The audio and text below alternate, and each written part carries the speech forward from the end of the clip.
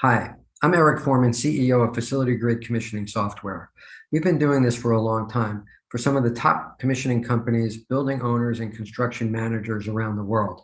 And during this time, we've learned a lot about what it takes to deliver an operationally ready building. And we've taken these learnings and incorporated these features into our software. Specifically, we're providing you with the ability to monitor the commissioning timeline, track closeout, and share information more effectively across all of the stakeholders. Not only that, but we've integrated our software with Procore. So for all of you Procore users out there, you now have an integrated application. Whether you're working on a small, quick project or a complex, larger project like a data center, Facility Grid is here to support you. We are pleased to sponsor the Microgrid commissioning case study being presented by our customer, GMC Commissioning, and specifically Alex Mathers. Thank you for listening.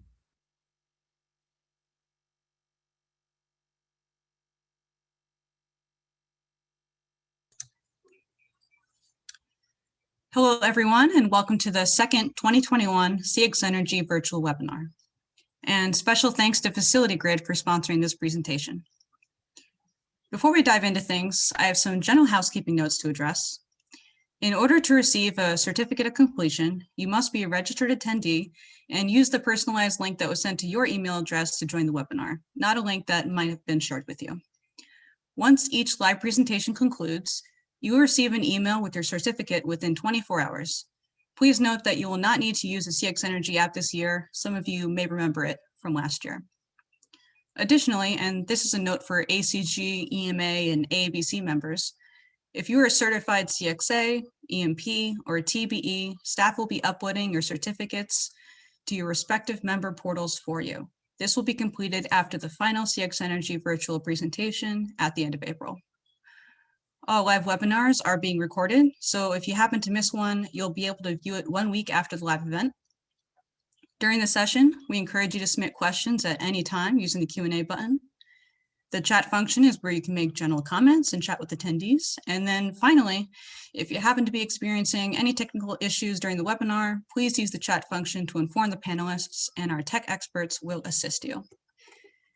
Today's webinar is about a microgrid commissioning case study that Alex Mathers from GMC Commissioning will walk us through. A few words on our speaker before we get started. Alex is a founding principal at GMC Commissioning Incorporated.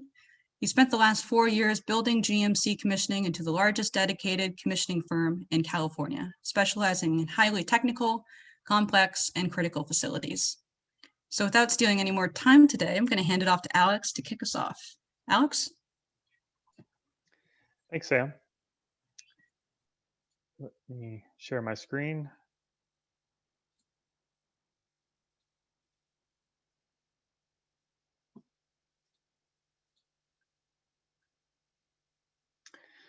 All right. And let me just do this. Hi, and thanks everyone for joining today. My name is Alex Mathers. I'm a owner of GMC Commissioning located in San Diego.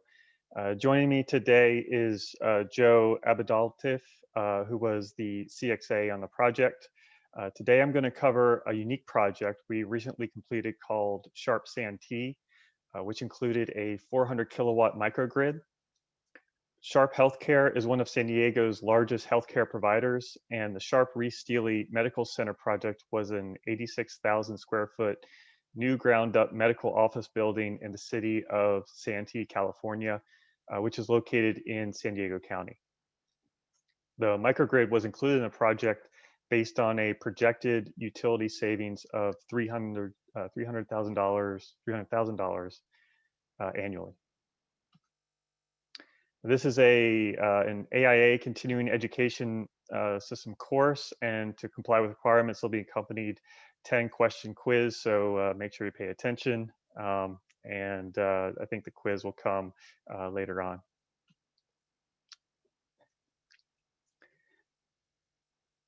This presentation will focus on 5 main topics, which are the types and benefits of microgrids, the setup and operational modes at Sharp Santee, the challenges of testing the microgrid, the commissioning issues found and fixed, and finally, lessons learned and recommendations.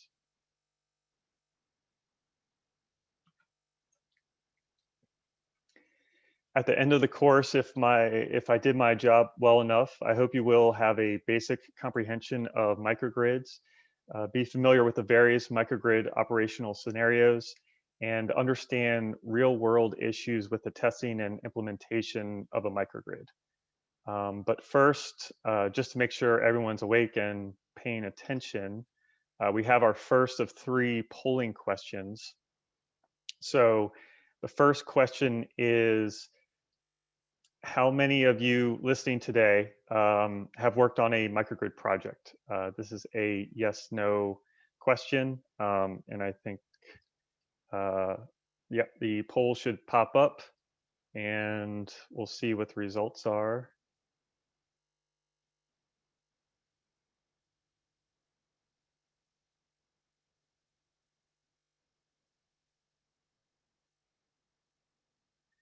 And oh, okay. So we've got 11% yes and 89% no. So that's a fair amount that have not worked on a microgrid. So hopefully this presentation will help everyone going forward.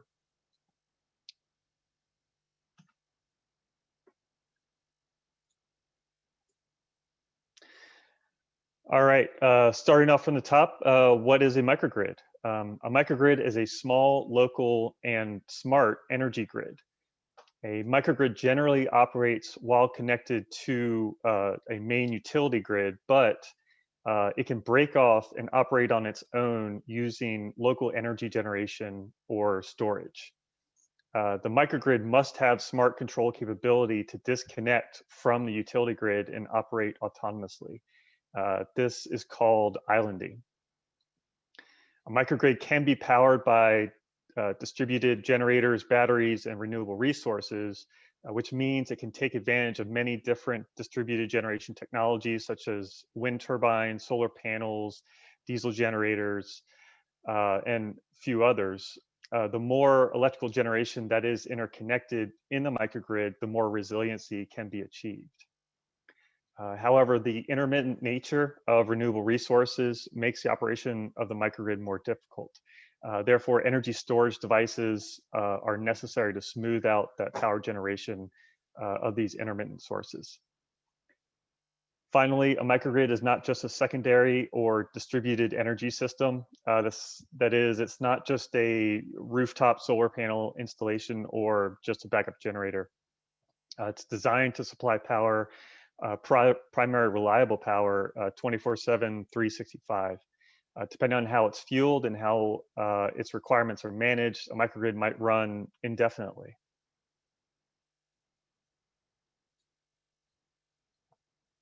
So there are 5 main benefits of microgrids.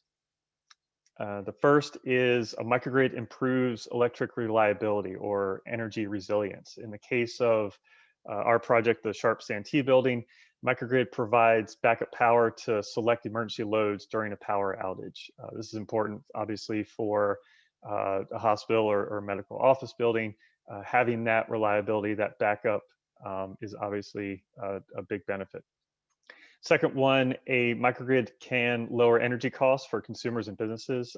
In the case of the Sharp building, microgrid offset the building's energy use via the solar photovoltaic system.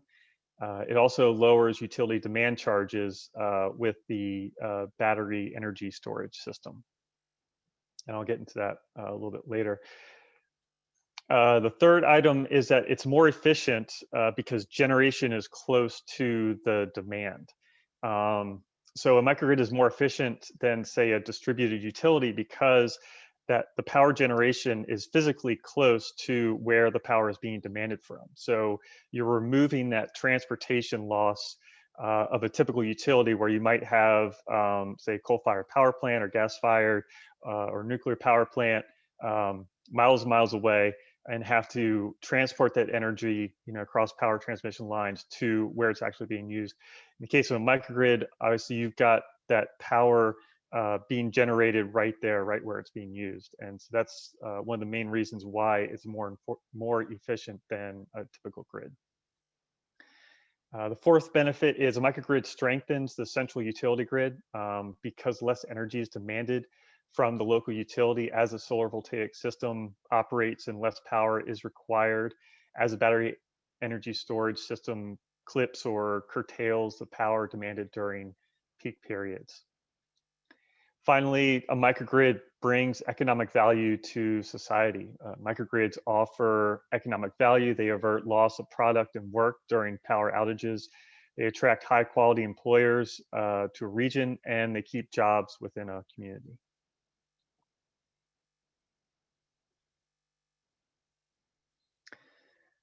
Now I'll go over different types of microgrids and for different project types. So there are obviously different types, multiple different ways you can set up a microgrid, and there are different configurations for the different project types. So I'll cover four of them here. Obviously there's more, but I'll just talk about four here. First are military or other projects where power availability is a security concern. Microgrids provide the ability to reliably incorporate solar energy storage, diesel generation into military energy systems. This independence is a critical objective for the United States Department of Defense. Reliance on diesel fuel in remote regions in the world is a weak point in military operations, and the results can be costly due to the challenge of transporting fuel through hostile regions. Another example of a microgrid is a campus system. Not all microgrids use solar as their prime generation technology. Campus microgrids, for example, many colleges, corporate campuses, they're incorporating microgrids, and they use combined heat and power, where you've got a gas turbine, which generates power with its exhaust connected to an absorption chiller for chilled water and a heat exchanger for domestic and heating hot water.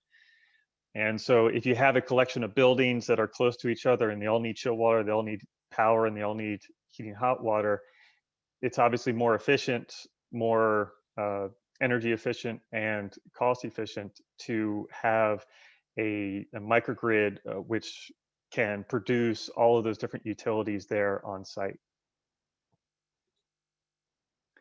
The third type is remote projects. Microgrids are attractive to, I spoke earlier about islanding, but they're attractive to literal islands due to the high cost of importing liquid fuels.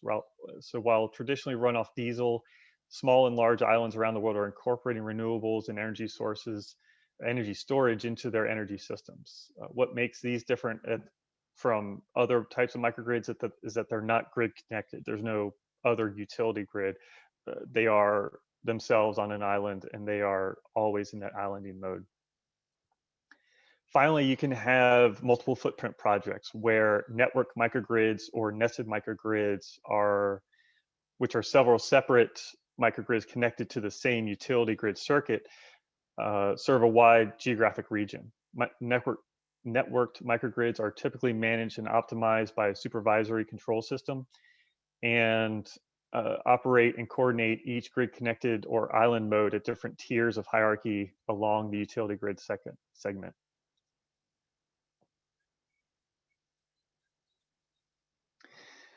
Okay, so now with some background, I'll return to our project that we're here to discuss. A little bit about the Sharp MOB.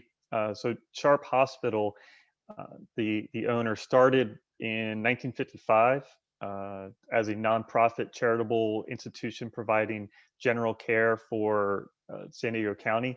Today they have 3,000 physicians, 18,000 employees working in. They have 7 hospitals and 3 medical office buildings. This Sharp medical office building in Santee is their newest building and offers primary and specialty care, urgent care. They have a pharmacy, laboratories, radiology, among many other services.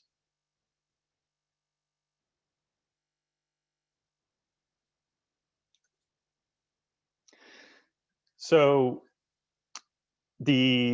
here I've created a kind of a cartoonish, but just a basic diagram of how the Sharp microgrid was set up. So just to go through it, And let me see if I can do a laser pointer here. There we go.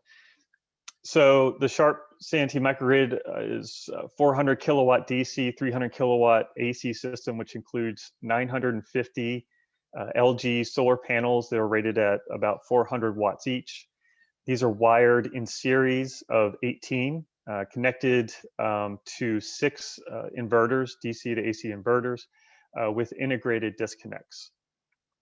These solar inverters are connected to an 800 amp panel board, which is this DG2 right here, which is also connected to the Tesla battery pack, which has a 140 kilowatt inverter and a 16 pod battery pack, which can store 225 kilowatt hours electricity. The Tesla inverter is a grid forming inverter, which means it's responsible for creating and maintaining the voltage and frequency of the microgrid, and it ensures that excess power is tightly synchronized to the grid. This DG2 panel board is connected to a 1200 amp panel board DG1, which feeds emergency loads in the building. So here diagrammatically, I'm showing 2 buildings. There's just one building, but that one building has emergency loads and normal loads. Here I'm showing 2, but in reality, it's just one building with the different types of loads. So DG1 serves the emergency loads in the building. It's fed by this DG1 is fed by Motorized breaker panel DG3, which houses connections to the grid, the utility grid through CB1 and to a 100 kilowatt diesel generator through CB2. CB1 is connected to a 3000 amp main service board, which houses incoming utility service power and normal loads to the building. And there are a number of power meters along with the system that I'm designating here as M1, M2, M3, M4, M5, M6. And I'll get into those in a little bit. But these power meters measure the flow and direction of power in the system. The system is paralleling, which means synchronous operation of multiple power sources connected on a common bus to provide power to the loads, to the normal loads and emergency loads. There are 4 other main items, which are the non-export relay, the generator controller, the NL site controller, and the islanding controller. So the non-export relay, this makes sure that the Tesla battery does not output to the grid. It does this by monitoring meters M6, M3, and M4, and it makes sure that power going out through M6 is less than power being used by M3 minus power being brought in through the solar through M4, which is the available power to normal loads after taking into account the solar power produced. So the main purpose of the non-export relay is to make sure that the Tesla battery does not export power to the grid. Next, the generator controller. Obviously, it starts the generator, it controls the generator, it's able to vary the frequency of the generator output, and it synchronizes to the grid. The NL controller uses the facility utility rate structure to determine when to charge and discharge the battery. And finally, the islanding controller ensures the microgrid emergency power remains energized during a power outage. Another note is that there's no true ATS. The motorized breaker panel DG3 has these 2 breakers, CB1 and CB2, interlocked.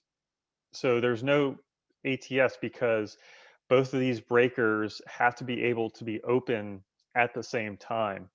However, they can't obviously be closed at the same time because we can't export generator power to the grid. So similar to the battery, we can't export battery to the grid. We can't export generator power to the grid. We can only export solar power to the grid.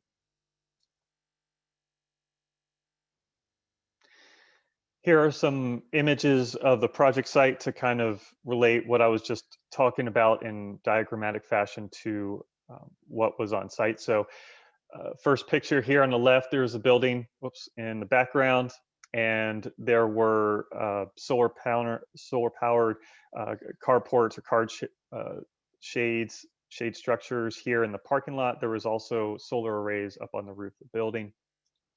This is the Tesla battery pack and inverter, which was out here, mounted out here in the parking lot. On the back side of that is the Enel controller. Here's another picture of the solar panels above the parking area with the inverters. Behind the building, back behind here is the generator, the 100 kilowatt diesel generator in a separate structure. Inside on this side of the building is the electrical room, which houses, this is the motorized breaker panel with CB1, CB2. There's also other meters here. This is the main utility meter. And this is a picture of the non-export relay.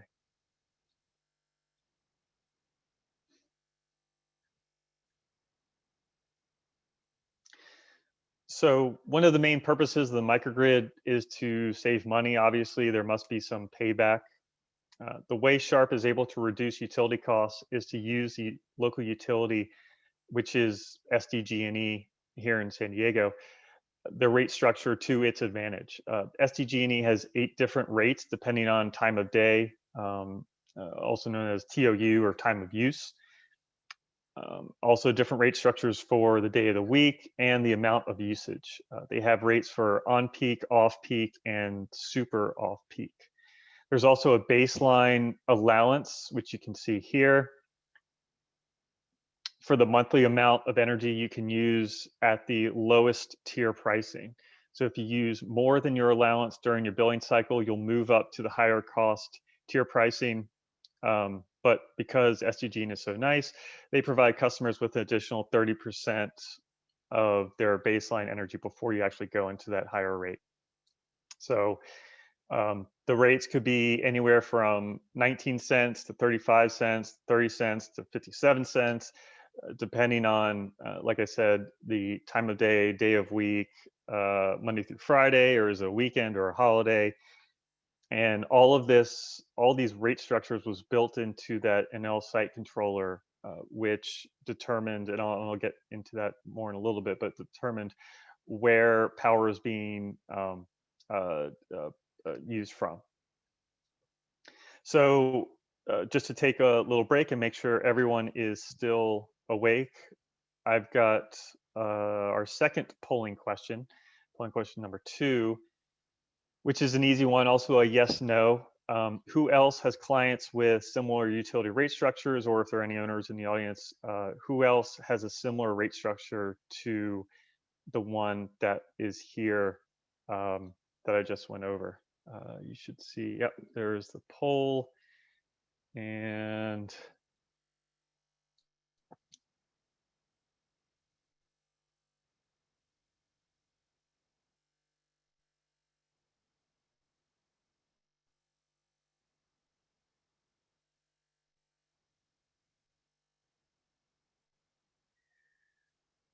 all right, results 39% yes, 61% no. So all right, that's interesting.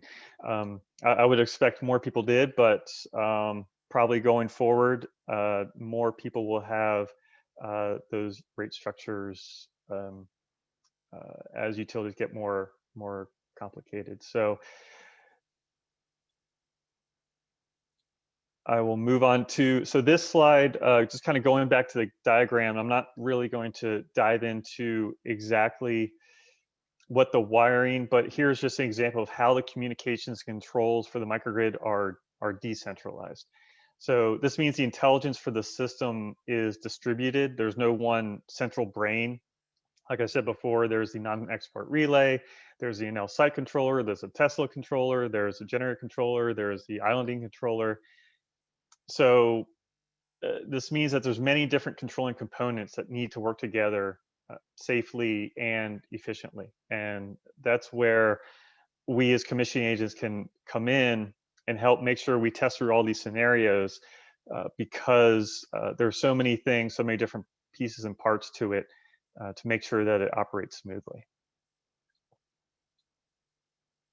So what I'm going to do now is talk through the different operational modes and sequence of operation of the Sharp CNT microgrid system.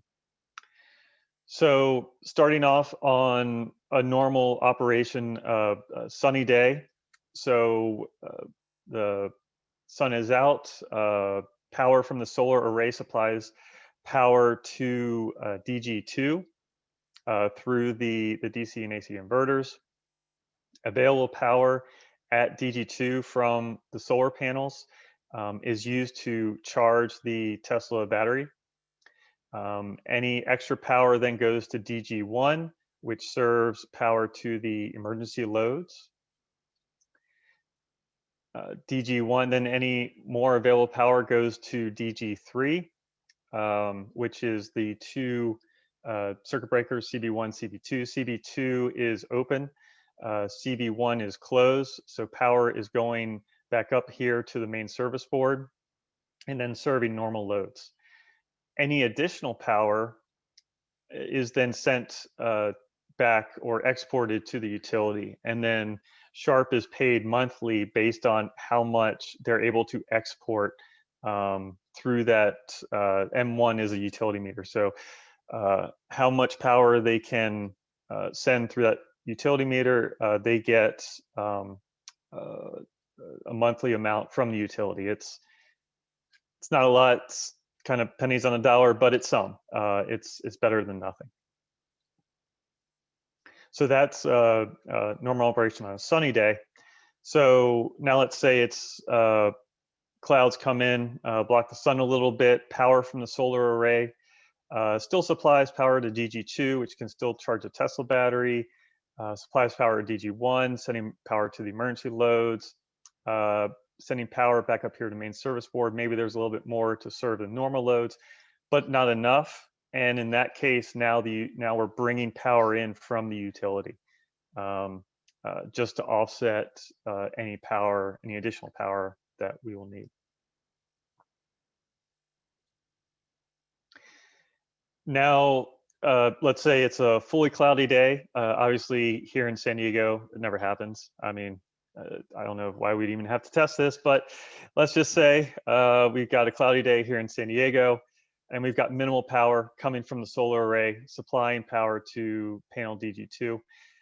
Now, since it's not enough, and since it's during the day where we're on peak, and so now the NL site controller says, hey, it's a good time to use that stored energy in the battery. So now we're supplementing any power from the Tesla battery, sending that to DG2, to DG1, sending it to the emergency load, sending it back up the chain, and sending it to the normal loads of the building, and then importing any additional energy we might need. And so here's where the non-export relay will throttle the Tesla battery export so that meter M6, like I said before, doesn't exceed meter M3 minus M4, which is again the available power to the normal loads after taking into account any solar power produced. So power supplied to the building normal loads, but not enough by design. And then any additional power is brought in from the utility. All right, and let's say we're at night, we're say a super off-peak time of use.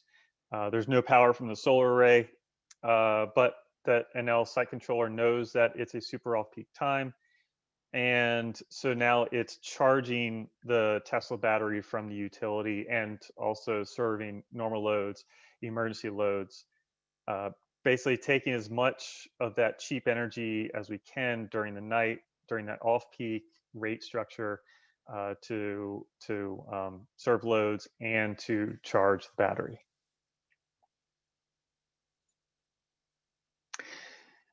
Now, let's say now things get interesting. Let's say there's a loss of utility power. So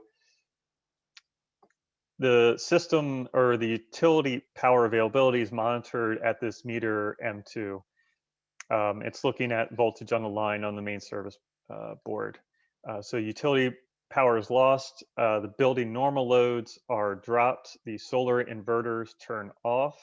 The islanding controller then opens breaker CB1, which islands the system. It kind of creates that that point where now the system is just the generator, the emergency loads, the battery, the solar panels. And then the Tesla inverter starts forming the grid. It creates a grid for the emergency loads.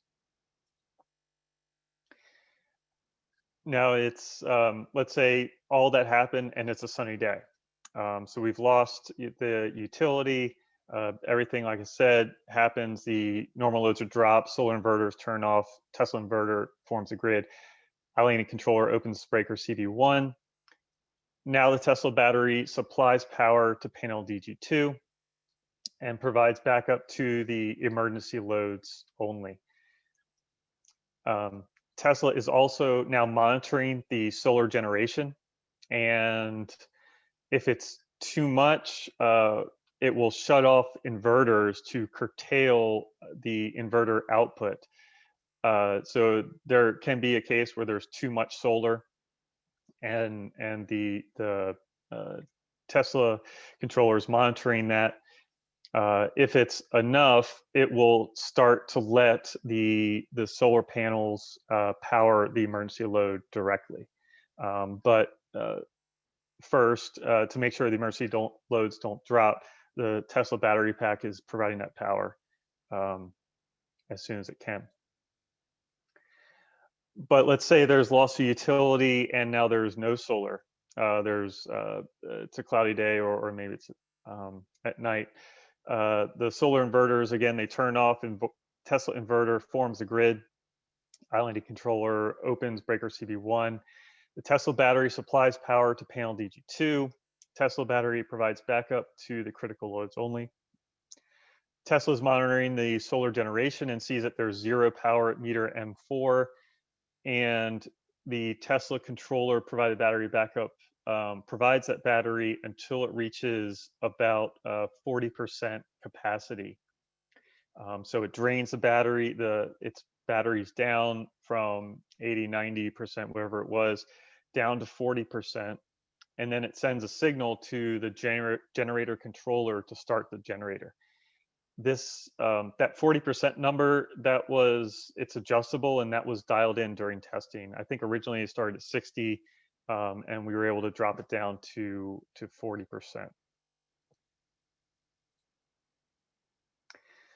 And so the test controller provides battery backup until it reaches 40%. Then it sends that signal to the generator controller to start the generator. The generator controller is paralleling and also grid forming. The controller modifies the engine governor speed until it gets to 60 Hertz. The generator controller then closes breaker CB2 once up to speed. So CB1 is open, CB2 is closed, allowing the generator to provide power to the microgrid system. And then it runs. The generator provides that backup, charges the batteries while it's doing that. Another note is that the generator is also programmed to come on if, for whatever reason, the Tesla battery fails. That's another fail-safe, is if, for whatever reason, Tesla battery fails, the generator will automatically come on. So the once the generator comes on, supplies power to emergency loads, and it also charges a battery. It'll charge it up to about 60%, and then leave it there. That was also another thing that was field adjustable. So this happens until utility power is restored. Upon restoration, the islanding controller synchronoscope measures waveforms between the Tesla and utility and allows breaker CB1 to close after 5 minutes to verify synchronization. So similar to an ATS, it's looking at what's available on the emergency side and what's available on the normal side, and it will make that transition after 5 minutes. Tesla will not give the islanding controller permission to close breaker CB1 while the generator is running. The generator will run for 15 minutes, and then Tesla commands breaker CB2 to open. The generator enters a cool down mode, but it does continue to run. One thing I'll get into a little bit is Tesla doesn't allow the generator to, or doesn't turn off the generator. It turns it on, but it won't turn it off.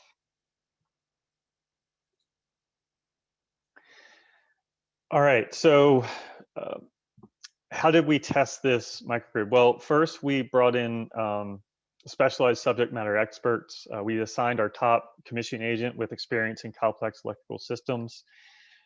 We held a number of multiple commissioning coordination meetings on top of regular MEP coordination meetings or OAC meetings. We had testing plan meetings. We held multiple testing meetings around our testing plan. We developed unique testing protocols to match the scenarios that I just went through.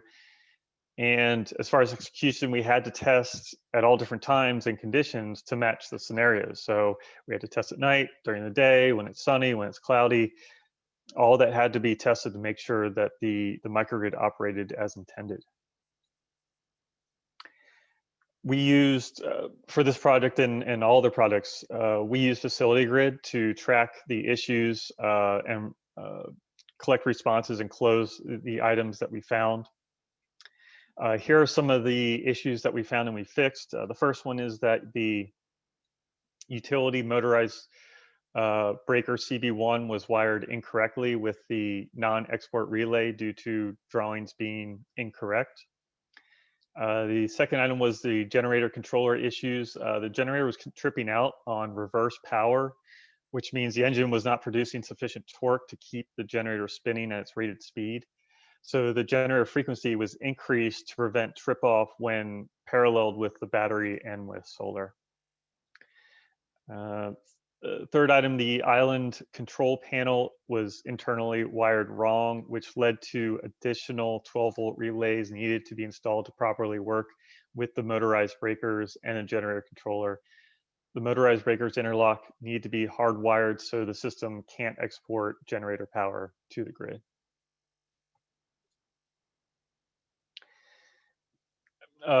Directional electrical meter current transducers, or CTs, we found they were installed incorrectly. It was a simple fix, but they were just installed the wrong direction. They had to be turned around so they were in the correct direction.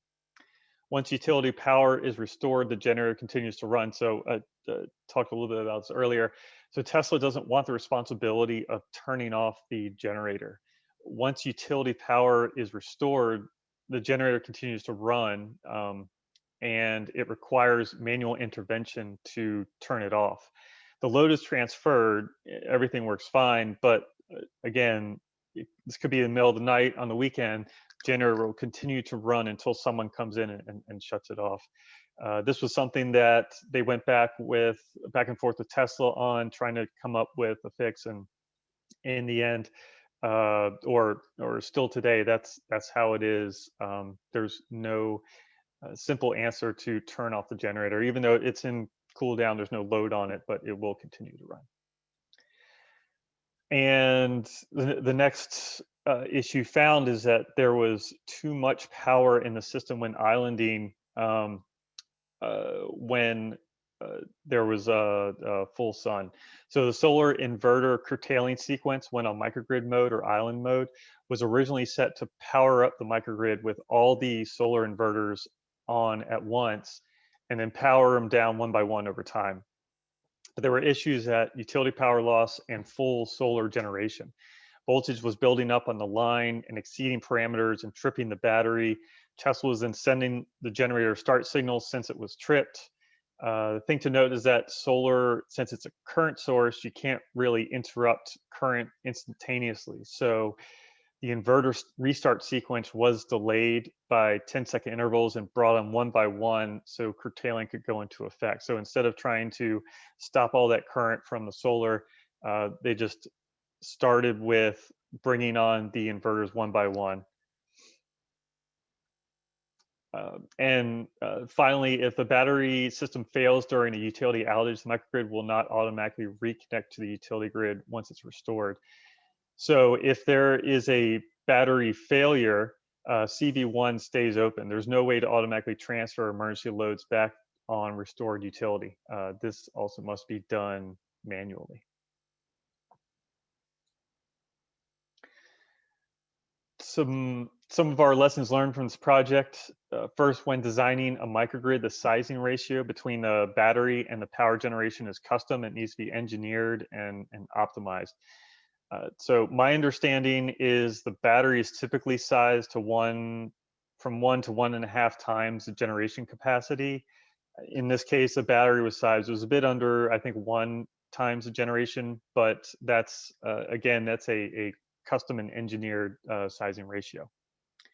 Second item is that the motorized breakers or the remote breakers, like the CV1, CV2, they're not foolproof. With no mechanical interlock, anyone can click close on the breaker because it's just a controlled interlock. If someone shuts a generator motorized breaker, the breaker will command close and trip right away and will also trip the generator output breaker. Next item is that obviously microgrids are not a tack-on item. It's important to incorporate microgrids in the design early. In our case, for this project, the decision to move forward from Sharp Santee came in a little bit late during construction. This wasn't a decision that was made early in design. So final drawings were received only about 2 weeks before we really started functional testing. Next thing is that proprietary information is challenging.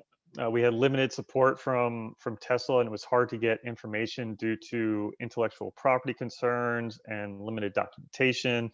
Because this is still a new system, it's hard to get that information, especially for us as commission agents, to properly set up our test, figure out the sequence, and execute on that. Next lesson learned was battery integration is not really a solved problem. There are a number of sequencing and control items that need to be engineered for every project. Every project is unique, every project is different. Tesla's still working out a few solutions for their system that currently require human or interaction, like I mentioned before, to correct as previously discussed.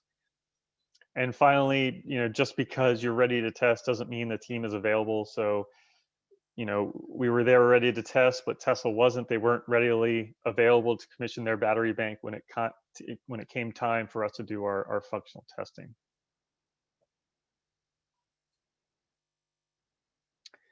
So a couple of notes on adding value. So we create value for our owners by using their investment in the commissioning process to save them money in the future. The benefits of our work include energy cost savings. So by dialing in those adjustable set points, we were able to enhance the performance of the microgrid system. Fewer change orders during construction through design reviews, submittal reviews, working with the owner, we're able to help align the results to the owner's expectations. Reduce project delays by coordinating the design, the installation up front, and through the vendors, we're able to remove potential bottlenecks. Better communication among the project team, additional commissioning meetings allowed for more interactions and quicker resolution to solutions to issues. Higher system reliability. The reliability of a series system is no better than reliability of the worst component. By finding and resolving the weakest link issues during testing, the resulting system was more resilient. And longer life cycles for building equipment. So by dialing in those adjustable set points, like I mentioned before, there's less short cycling. Also ensuring facility operators are trained on proper maintenance and operation increases the likelihood of improved equipment lifespans. Some of our recommendations for improvement: better technical support and coordination, heavy controls integration meetings required from the start. For some contractors, it was their first microgrid. Some had battery storage experience, but not a lot with generators. So making sure that obviously everything is coordinated early on is a huge recommendation. Work hard to get direct support from vendors during testing in a timely fashion. Like I mentioned, there are vendors not only from Tesla, but the controllers, the generator, making sure that you get that support when you need it when you're doing the functional testing. And finally, obviously start planning early. Trying to help the owner make decisions early, ideally in an OPR. This project was not a one-off. Or this project was a one-off, and a 3 months decision delay resulted in a squeeze in installation and testing at the end of the project. So it's not, microgrids obviously are not a plug-and-play system. So final polling question, take a moment and think, how would you test this microgrid? How would you manage the testing schedule for this microgrid project? So if you were in our shoes and you had limited time to prepare, drawings are incomplete, there are multiple vendors and parties, but the owner had a strict turnover date with liquidated damages. So no matter what, there's a drop dead date of when the system had to be ready, had to be safe, had to be efficient. Most, if not all, testing had to be live with significant PPE required, lockout, tagout, strictly enforced. Testing off hours at different times of day, like I mentioned. This is our last polling question. So would you request additional time from the owner, or would you work overtime to complete on time? This is something obviously not just for this project. I'm sure everyone has come across this in other projects. When you get caught at the end between drop dead date and all the work that you have to do, I'm curious how people in the audience might manage this testing schedule. And all right, 30% say request additional time, 70% say screw it, we're working overtime, we're doing everything we can to complete on time. Not that there's an easy or correct answer, but that's great feedback, and I definitely appreciate it.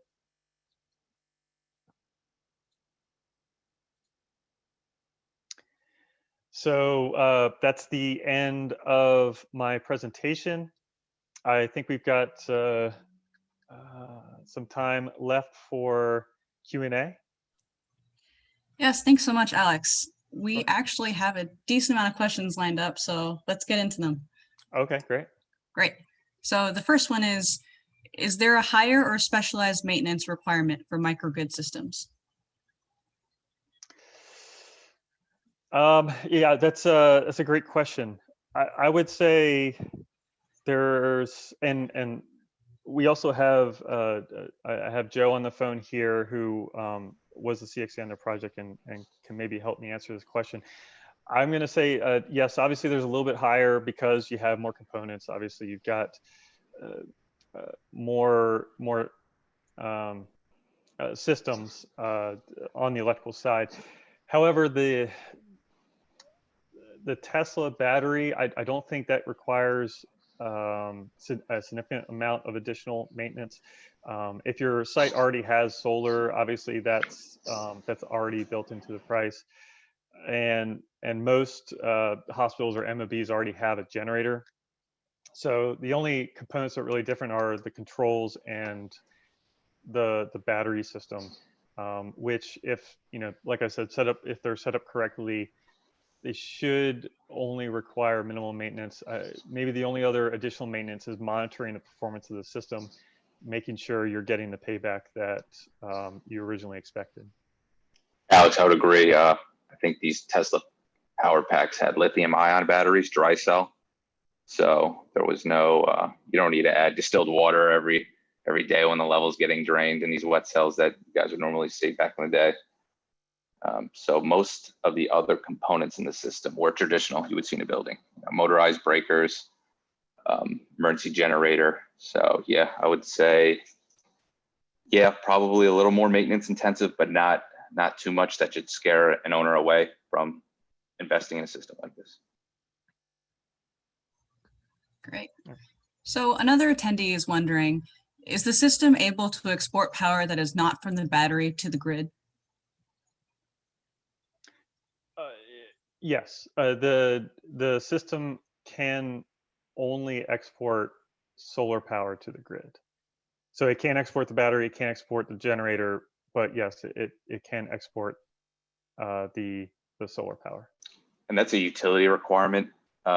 I've constantly seen generators, but now that these battery storage systems are coming into play, utilities are also fearful of these battery storage system exporting to the grid as well. So yeah, I've seen that in a few jobs now that PV generation has been okay to export. They'll reimburse you for it, but they have safety precautions. For us, it was the non-export relay. Make sure you're not exporting battery storage to the grid. Okay. So somewhat related question. If the utility savings of this microgrid was, say, about 300,000, what was the installation cost or the simple payback? That's a great question. I wish I had that information. I'm not sure if Joe does. I requested it, but I did not get the actual cost of the system. So unfortunately, I don't have that information. But if the person who asked that question wants to email me, I'm going to continue to request more information and hopefully get that. Sounds good. I can definitely connect you to. So next question, what are the size limits of the microgrid? Can it be small as a single residence or small residential subdivision? Is it applicable to a large residential subdivision that would be about 50 to 400 homes? I know Tesla has various ranges in these power pack sizes, and I know they've had success in the residential sector. And speaking with Anel, who really managed the project for the electrical installation here, they've worked with utility companies on the East Coast. I know they work with Con Edison on bigger sites. So I think the range exists based on, I think the equipment's available for all different applications in sizes and power demand. Do either of you know what the max output was and what were you seeking for the average output?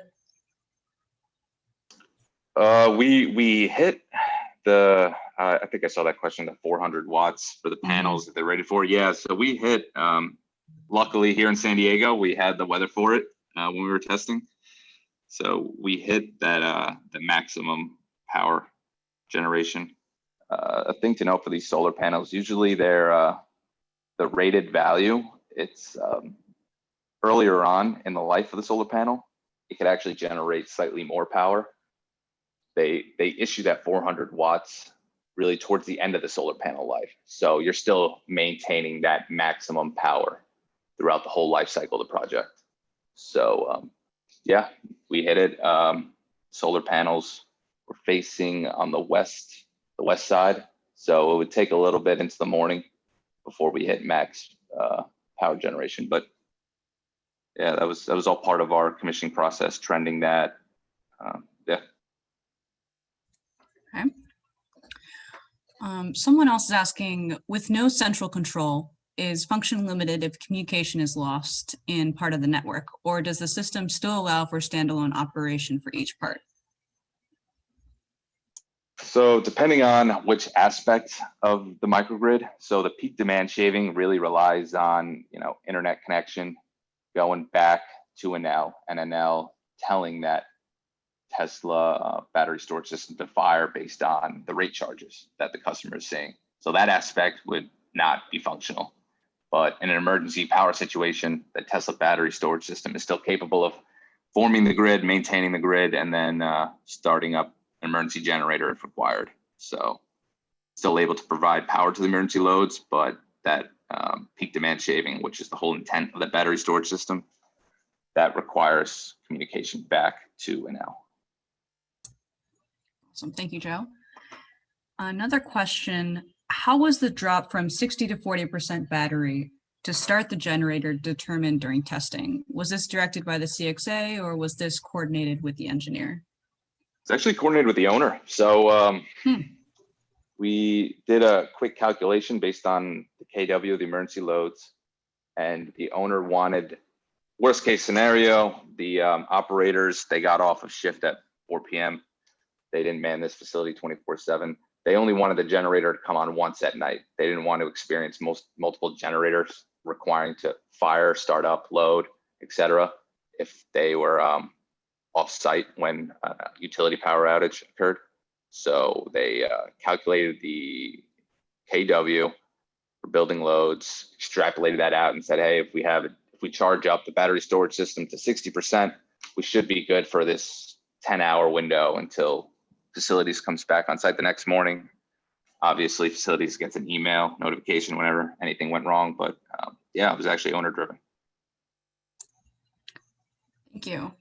Moving through, I know we have so many questions here. I'm hoping to try to get to as many as we can. I apologize if we're not able to reach all of them today. Next question, you said that San Diego does not have full cloudy days. Did you simulate this or did you wait for that one day to happen? A little bit of both. Nighttime testing, failing inverter to simulate no KW being produced by certain solar inverters. So we'd open up the disconnect and throttle back the available PV generation. But yeah, for these microgrid systems, when you're commissioning, you gotta get creative a little bit and figure out ways to test the full sequence provided by the electrical contractor. Yeah, sometimes the weather behaves, sometimes it doesn't. So how do you set the relay protection scheme since multiple sources have different amounts of available fault current?